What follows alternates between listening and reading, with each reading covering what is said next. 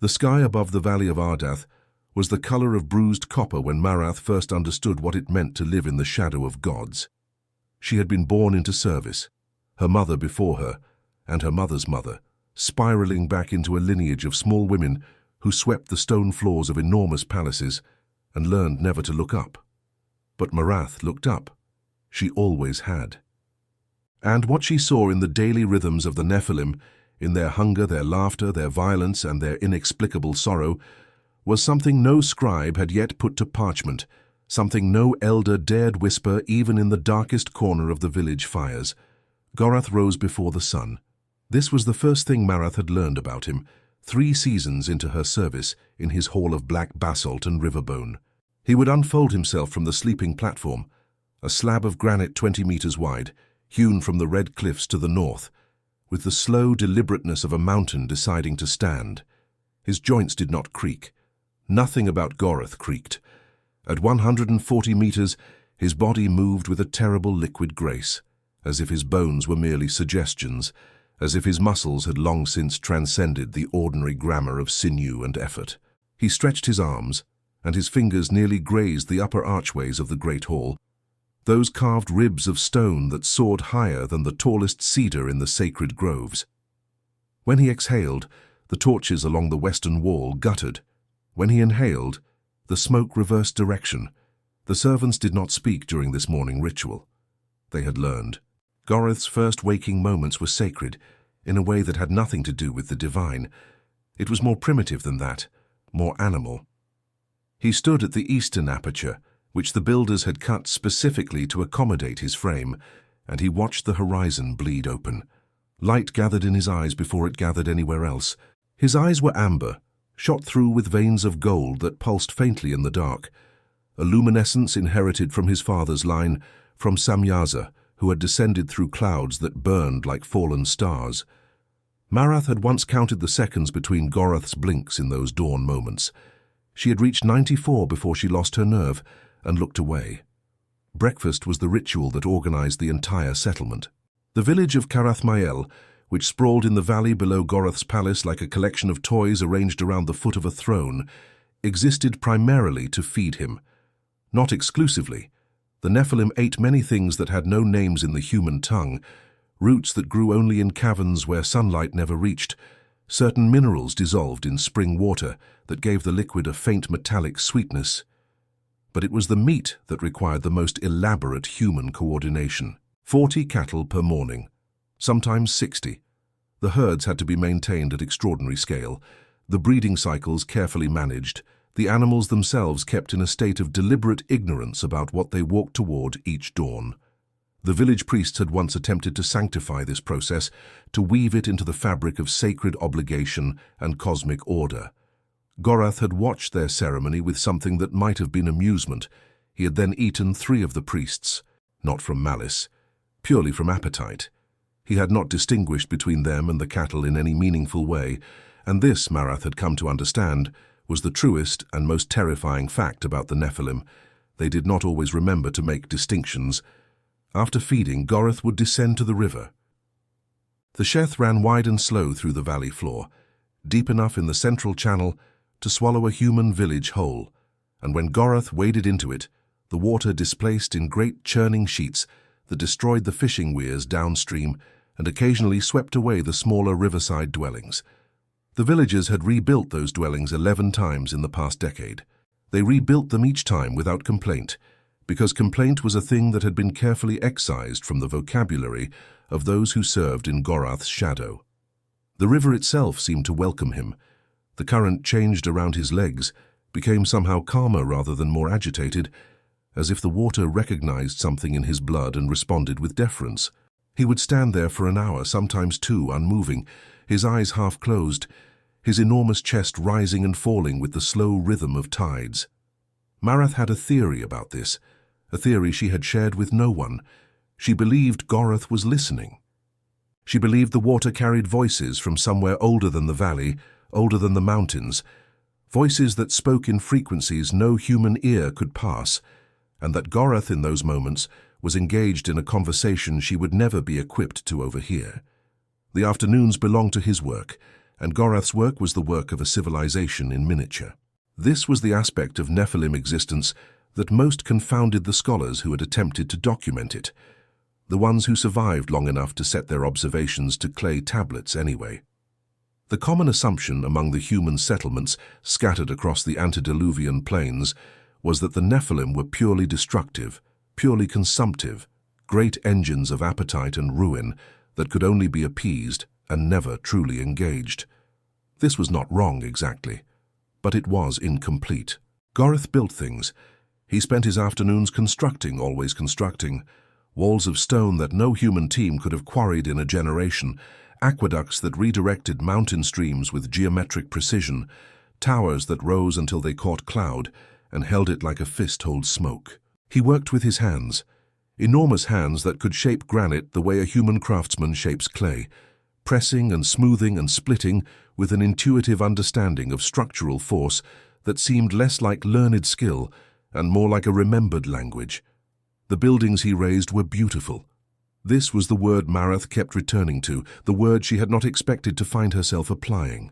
They were beautiful in the way that natural formations are beautiful, the way a canyon is beautiful, the way a wave frozen at its crest is beautiful, with a beauty that existed entirely outside of human intention or human desire. There was a boy in the settlement named Elah who had made the mistake of asking Gorath a question once. He had been perhaps 12 years old, the age when certain kinds of fearlessness have not yet been educated out of a person, and he had looked up at the great figure moving through the village square and called out, "What are you building?" The entire square had gone silent. Adults had covered their children's mouths. The silence had stretched long enough to become a physical thing, a pressure. And then Gorath had stopped. He had bent, slowly, bringing his amber eyes down to the level of the boy's face, close enough that the child was bathed in the warmth radiating from that enormous countenance, close enough to smell the mineral depths and the blood and the strange electric quality of the divine inheritance that ran through Nephilim veins. He had studied Elah with an expression that Marath, watching from behind a pillar 40 meters away, could only describe as genuine consideration. Then he had said in a voice like boulders shifting in deep water, "Something that will still be standing when you are a name no one remembers." He had risen then and continued walking. Elah had sat down in the dust very suddenly, the way a person sits when their legs make a decision independently of their mind.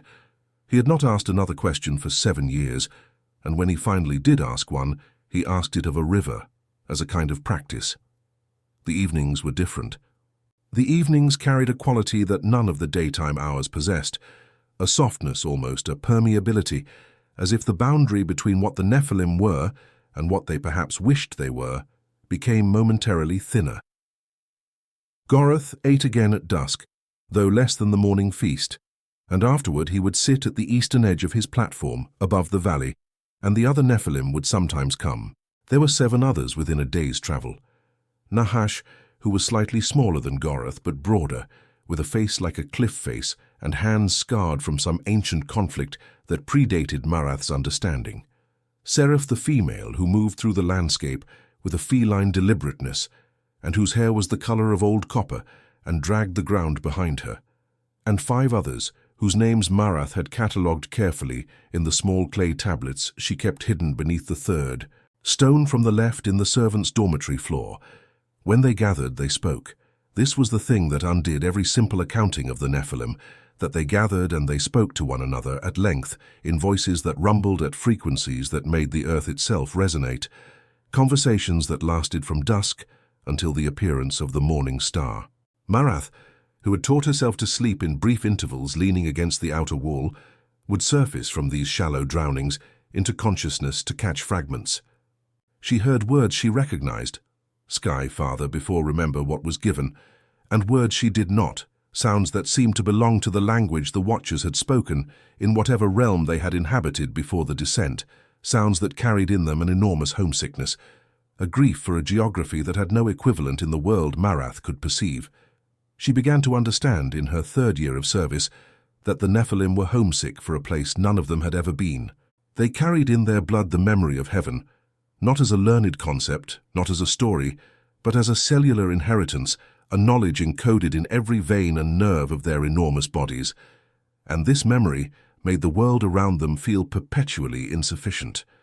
Every river was too slow, every mountain was too short, every sky was too close and too dim and too absent of the particular luminescence that their father spirits had once known as ordinary light. They built, Marath came to believe, because building was the closest approximation they could achieve to the act of creation that was their birthright and their loss. They consumed because consumption was the only way to temporarily fill the hollow that opened in them each morning, when they woke into a world that was not the one they half remembered dreaming. They were violent, because violence was the language available to them when every other language felt inadequate, when beauty made them furious with grief, and silence made them feel the absence more keenly, and even the act of speaking to one another was a reminder that they were not speaking in the tongue they were built to speak. Gorath began dreaming. This was new. Marath knew it was new, because she heard him speaking in his sleep for the first time on the night of the second new moon of her 4th year of service, and the other servants whispered that they had never heard him do this before, that it was a change, that changes in the Nephilim always meant something for the humans around them, that changes needed to be watched. He spoke in the voice of the sleeper, lower, stranger, more honest than waking speech, and Marath, pressing herself against the outer wall with her ear against the stone, translated what fragments she could. Falling, she kept hearing, and also wait, and something that sounded like choosing. In the daytime that followed the first dreaming night, Gorath was different in a way that no one who had not watched him carefully could have detected. He was slower. He moved through his constructions with the same precision as always, but there was a hesitation before each movement, a fractional delay, as if he was checking each action against some internal standard that had not previously existed. He looked at the villagers differently, not with warmth precisely.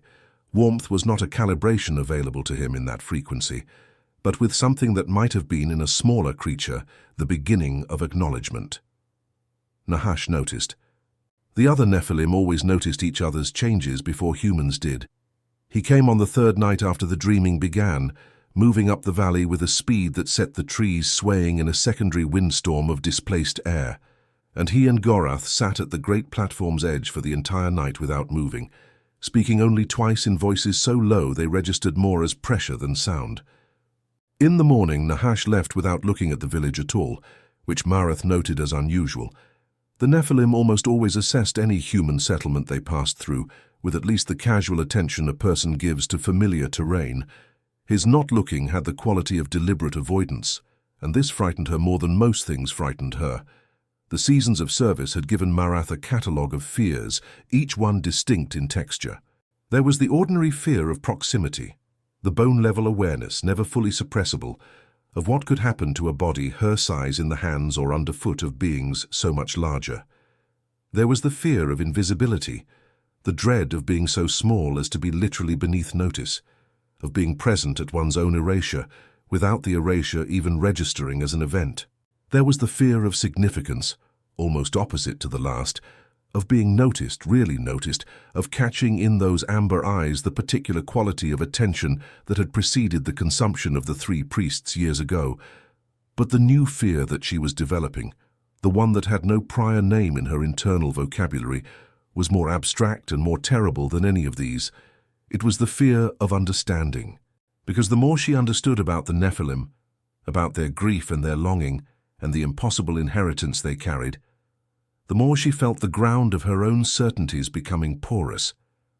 If they suffered, in their vast and inhuman way, then suffering was a larger category than she had imagined. If they longed, then longing extended further than human bodies could contain. If Gorath dreamed of falling and choosing, then dreams were not only the province of the small and the mortal and the made of dust, and this meant that the boundary between what she was and what he was might be a matter of scale rather than a matter of kind. And this was a thought that, once permitted entrance, refused to leave. On the morning of the 5th day after Nahash's visit, Gorath did not go to the river. He stood instead at the eastern aperture, as he always did, watching the light gather. But he did not move through his usual sequence of ritual movements. He stood for 3 hours. The servants waited. The cattle in the lower pens grew agitated, and then became still in the specific way that animals become still, when they sense something that transcends ordinary threat. Marath watched from behind a pillar and counted his blinks, 37 in 3 hours, and noted the way his hands, hanging at his sides, opened and closed in a rhythm that matched no external stimulus she could identify, as if he were reaching for something that kept moving just beyond his grasp. When he finally turned from the aperture, he turned to look directly at her. Not at the general region of the servants, not in her approximate direction. At her specifically, with an accuracy of focus that meant he had known she was there all along, that perhaps he had always known, that her 3 years of careful invisibility had been a game she had been playing with herself and never with him. He said her name. He said it the way mountains say things, not loudly but with a weight that settled into the space it occupied and did not leave. He said it, and then he said nothing else for a very long time, and in that silence Marath understood that this was the end of one kind of story and the beginning of another, that her particular usefulness to him had changed, that whatever she had been cataloguing about him in her clay tablets, the habits, the rhythms, the fragments of dream speech, he had been observing in return, had been building a catalogue of her in the same patient way she had built her catalogue of him, and that the question of who was serving whom had perhaps always been more complicated than the architecture of the palace suggested. She stepped out from behind the pillar. This was a choice. She felt it as a choice with a weight disproportionate to its physical scale. A small woman stepping out from behind a stone column, 30 meters of open floor between herself and a being whose kneecap was taller than her entire body. She walked toward him. The cattle in the lower pens made no sound.